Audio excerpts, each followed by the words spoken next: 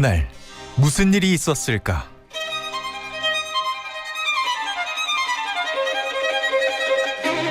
법의 눈으로 현장을 파헤치고 그림 한 장으로 진실을 들여다본다. 사건 살롱. 김태현의 정치쇼 3부 사건 살롱 두 변호사와 함께합니다. 안녕하세요. 양지열 변호사, 호주연 변호사요. 안녕하세요. 네, 안녕하세요. 안녕하세요. 왜 이렇게 버벅이세요? 시작할 때부터? 어? 왜 이렇게 더듬으세요? 아, 왜냐면 이 광고할 때 이 정치 얘기하다가 갑자기 사건 얘기하려니까 이 버전 전환하는데 약간 이제 버퍼가 네, 걸렸습니다. 사건 살롱이에요. 네. 정치쇼네. 정치 얘기 아닙니다. 전당대회 얘기 아니에요. 청문회 얘기 안 저는 합니다. 또 허준 변호사 그 오늘 복장이 예. 너무 얼마 전 있었던 기자회견을 떠올리게 만드는 복장이라 그런데 혹시 예. 누구 마음 아닙니다. 누구 맘 아니에요? 네. 아니 기자회견에 나오는 MC 엠모 씨 복장하고 아니 옷 비슷해서. 색상이랑 톤이 굉장히 비슷해요. 아유, 초록색 네. 모자. 좀 습하니까 어. 일부러 화이트 앤 그린으로 상큼하게 아. 또 한번 예. 신경 써서 아, 또, 그래요? 네, 여기 연출입니다. 여기 머리 이렇게 내려온 것도 비슷한데. 그러니까 네, 네. 머리를 화이트 많이 앤 크림이라는데 왜 크림새만 생각나시나? 노래 한번 틀고 갈까요? 아니. ETA 나 이 노래 좋아하는데. 네. 네. 저기 첫 번째 소식은 요거예요. 찌양 씨라고 있습니다. 저는 사실은 먹방 안 보거든요. 먹방 안 보는데 근데 찌양 씨가 구독자가 100만이 넘는 1000만. 죄송합니다. 대한민국이 가장 1000만? 사랑하는 대한민국이 사랑하는 유튜버 1위. 1000만이면은 상상이 안 가죠? 누구니까 네. 5분의 1이 팔로우하고 있다. 와. 저도 먹방 안 보는데요. 찌양 씨 먹방은 봤어요, 몇 번. 아 그래요? 안 볼 수가 없더라고요. 네. 그래. 근데 이분이 이 찌양 씨가 4년간 전 여인에게 폭행 협박 당해온 사실을 고백했다. 이런 보도가 어제 오후에 있었습니다. 허변 이거 무슨 일이 있었던 거예요, 찌양 씨한테? 저는 재밌게만 봤던 쯔양 씨의 먹방이 알고 봤더니 눈물의 먹방이 아니었나 이런 생각이 들게 하는 기사가 나왔습니다.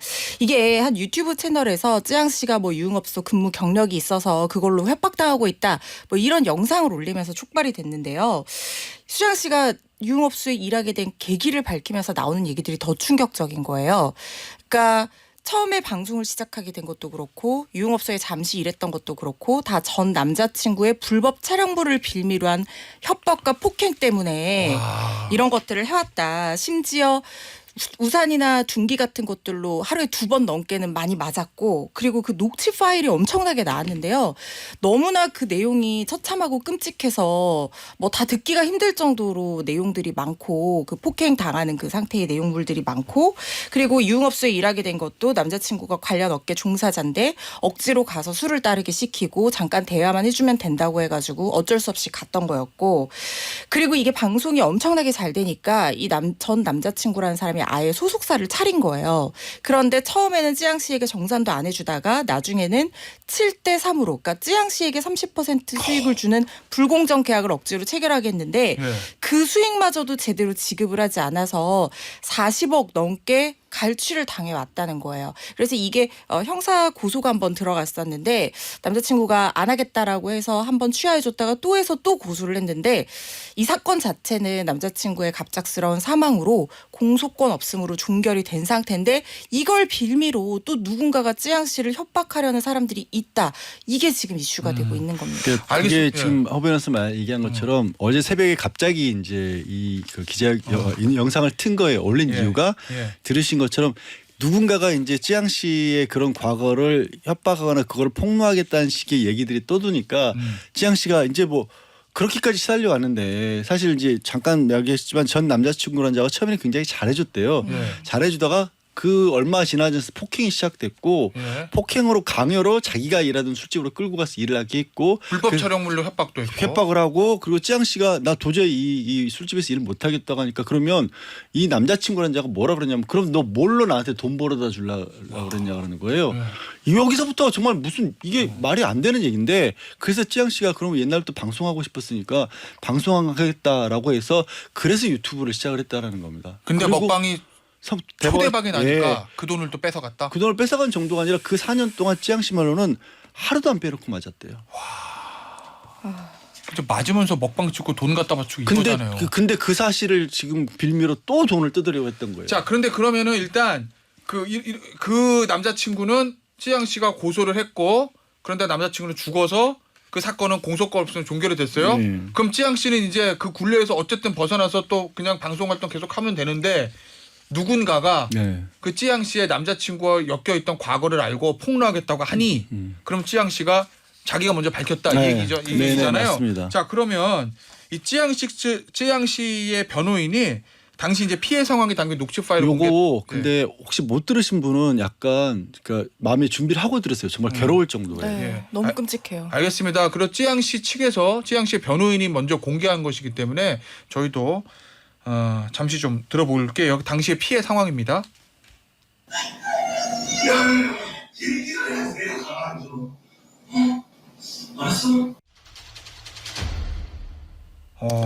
그나마 이 파일은 이제 살려주세요란 그 말이죠. 앞부분이 사실 굉장히 이제 제작진에서 아침이고 하니까 줄이신 건데요. 그 톤의 그 살려주세요부터 비명이 너무 계속 이어져요, 사실. 계속 때리고 맞았다는 거잖아요. 예. 알겠습니다. 자, 일단은 저 앞서 허 변호사 얘기했던 대로 찌양 씨가 고소를 했고 한 번 취하고 두 번째 고소했는데 수사 진행 중에 이제 남자친구가 죽어서 그 사건은 종결된 거예요. 자, 그런데 그렇게 해서 이제 수면 아래로 가라앉을 줄 알았는데 이 사건이 다시 떠오른 건 몇몇 사람들이 찌양 씨한테 이거를 이거를 공개하겠다 뭐 이렇게 협박했다는 거잖아요.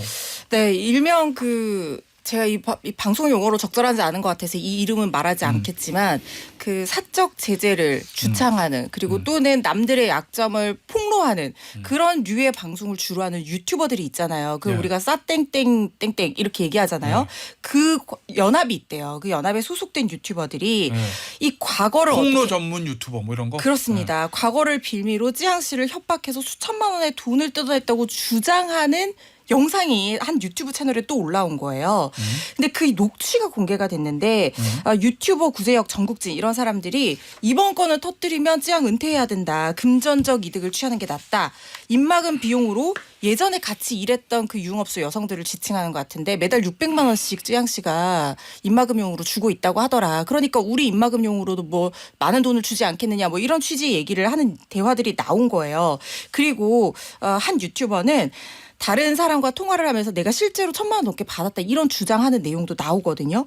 그리고 또 다른 유튜버 이름을 얘기해도 될까요? 그 카라큘라 이분이요. 보도는 됐어요. 이미 보도가 이미 다 아침 나왔습니다. 조간신문에 그 사이버 레카라는 단어도 보도가 됐고 유튜브 구제역 그다음에 카라큘라 이거 다 이제 보도가 됐으니까 제가 말씀하셔도 됩니다. 네, 구제역 씨가 카라큘라와 통화를 하면서 이 찌양 씨를 어떻게 할 건지 협박을 어떻게 할 건지 일종의 작전 모의식으로 얘기하는 내용까지 나와요. 그러니까 그 카라큘라 씨가 너무 찌양 건드리는 걸로 해서 10억 받으면은 그러면 모르겠는데 10억 못 받으면은 채널 수익 정지될 텐데 너 잘 생각해라.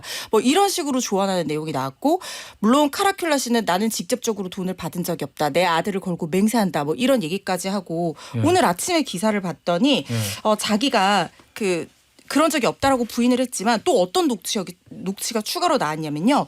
구제역 씨가 그 찌양 소속사 이사를 만나러 가기로 했다. 맛있는 거 많이 사주고 용돈도 많이 준다 이렇게 얘기하니까 카라큘라가 될 수 있을 때 많이 받아라. 맛있는 것만 찾지 말고 크게 가라. 뭐 이렇게 얘기하는 내용까지 지금 공개가 된 거예요. 그래서 이 가담자들이 도대체 누구고 어디까지 가담했고 실제로 돈을 얼마나 갈취했는지 이런 부분들이 지금 수사로 밝혀져야 되는 상황입니다. 그 구제역이라는 유튜버하고 카라큘라라는 사람 유명한 사람들이에요? 네, 굉장히 유명한 사람들이에요. 예. 최근에 무슨 카라큘라 탐정연구소 할 때 그 맞아, 카라큘라입니까? 예, 그 뭐 맞습니다. 보도도 많이 됐죠. 보도에 많이 나왔어요. 폭로 기사 같은 거 나왔을 때 많이 나왔어요. 최근에 뭐 밀양 사건 관련해서도 이름들이 언급된 사람들도 있고. 그때 우리 사건 살롱에서 했다. 예, 이 그때 언급된 사람들도 이 중에 포함되어 있습니다. 예. 구제역이라는 거는 왜 뭐 피해자 그러니까 사회에서 뭐 공권력이 못 다루고 있는 문제들 이런 것들을 자신들이 나서서 사회 정의를 구현하겠다라는 그런 피해자를 뜻을 구제한다 가지고 이런 있다. 거구나. 구제하는 역할이다. 뭐 그런 의미로 알고 있습니다. 근데 어쨌든 구제역 씨가 이제 주동을 한 거고 카라큘라는 조언을 한 거고 뭐 이런 쪽에서 이 내용도 좀 복잡하게 얽혀 있는 게 원래 그러니까 이제 그 전 남자친구 찌양 씨의 전 남자친구가 이와 관련된 내용을 가지고 있었는데 그게 또 구제역과 좀 인연이 있었나 봐요. 아니면 어쨌든 전 남자친구도 찌양 씨가 소속사 대표라는 명목으로 활동을 하다 보니까 유튜버들하고 인연이 있었는지 그 휴대전화의 내용이 어떻게 또 구제역에게 돌아갔고 그 구제역이 이걸 또 다른 사람에게 폰을 맡겼다가 구제역에게 건너갔던가 이게 좀 아직 명확하게 파악치는 예. 그런 과정에서 이 내용들이 흘러나온 거고 그래서 이제 지금 그 현재 구제역이 받았는지 안 받았는지 본인은 부인하고 있으니까 직접적으로 찌양에게 요구한 건 아니고 찌양시 소속사 직원들의 이 일을 무마하기 위해서 좀 돈을 건넨 자, 거 아니냐 이런 의혹이 있어요. 일단 뭐 저 구재혁 씨한테 어떻게 녹취 파일이 그 상황들이 전 남자친구와 찌양 씨의 문제가 흘러 들어갔나 이거보다 더 중요한 건 진짜 구재혁 씨가 찌양 씨 또는 찌양 씨 소속사에게 협박해서 돈을 받았는지 받으려고 했는지 요거잖아요. 네, 그게 그렇죠. 맞다고 하면 이제 범죄니까 이 부분에 대해서 구재혁 씨와 카라큘라 입장은 또 저희가 소개를 해드려야 될 것 같은데 어떤 입장입니까?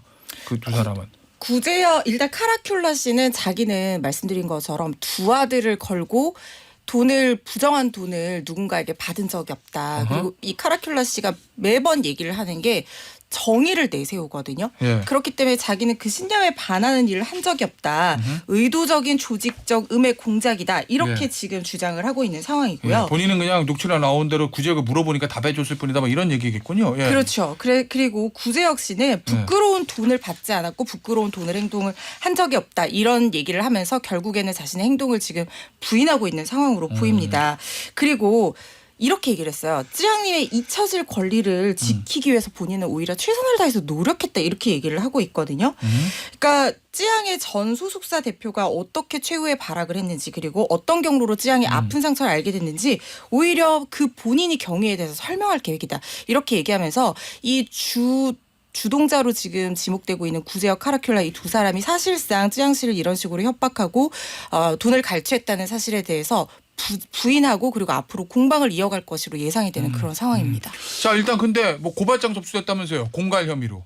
공갈 혐의로 고발장이 중앙지검에 고발이 접수가 됐고 이것도 익명으로 고발이 접수가 됐어요. 예. 그러니까 찌양 협박하거나 여기 가담한 유튜버들에 대해서 사건 배당해서 서울중앙지검이 수사를 하겠다라고 했는데요.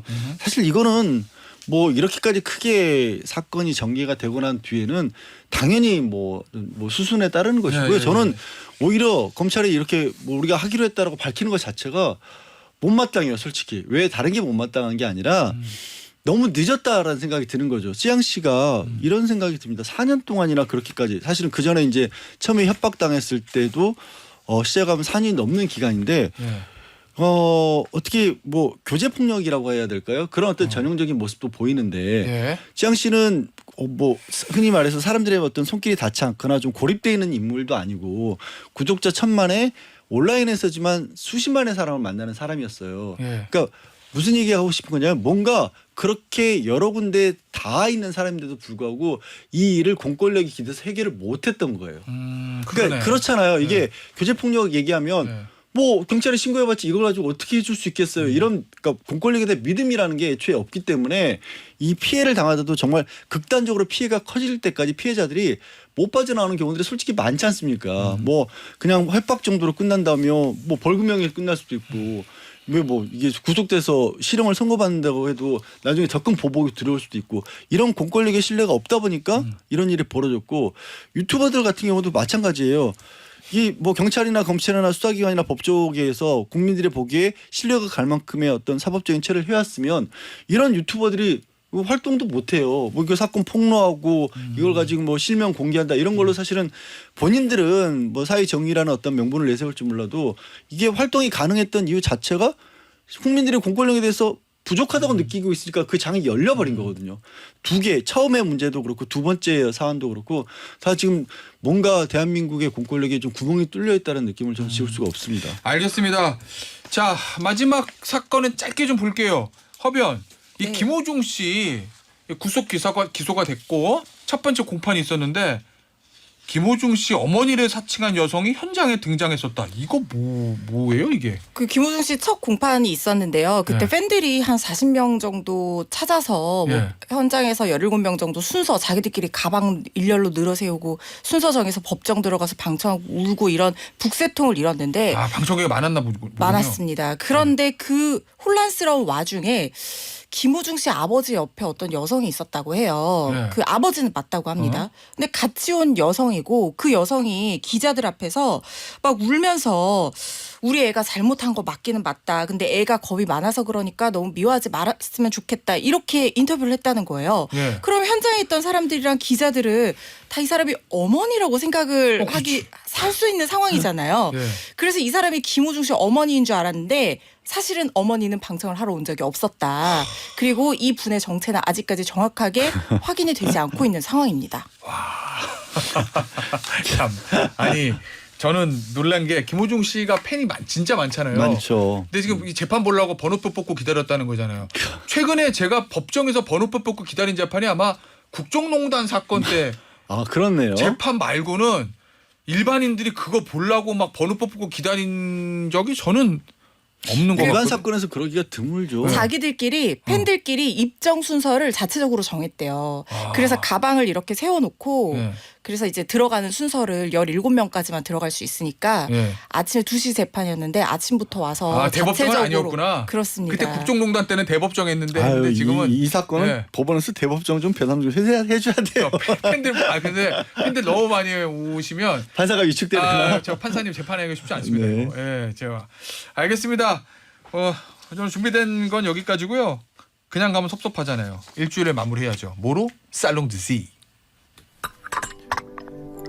Plusieurs choses à la fois. En fait, ce sont plusieurs interfaces qui rentrent en compétition pour vous capter du temps alors même que vous êtes en train de faire autre chose. Et donc ça, c'est très fatigant. 농염하게 퍼지는 인문학의 향기. Salon de J, Yeol. 99, on nous disait toujours quand 양변 오늘 뭐 그림은 뭐 찌양 씨 관련된 거겠군요. 네, 그렇습니다. 그림을 보셔도 그런 느낌을 받으실 거예요. 설명을 안 드려도 어떤 여인이 제목에는 황야라고 돼 있긴 한데 사실 사막처럼 보일 정도로 풀 한 폭이 나무 한 폭이 없는 그런 황야에 홀로 검은 옷차림에 주저앉아 있습니다. 이제 밤이고 정말 그 사막으로 보일 정도고 주변에 아무것도 없어요. 근데 달도 아니고 별 정도가 희미하게 이 밤하늘에 빛나고 있고 여인은 마치 그 주변을 맴돌다가 결국 그 길을 찾지 못해서 포기한 듯이 여인 주변에 이렇게 동그라미처럼 그려진 흔적이 남아 있기도 하고요. 근데 아무것도 없는데 오른쪽 언덕을 보면 검은 늑대들이 이 여인을 노리고 있는 겁니다.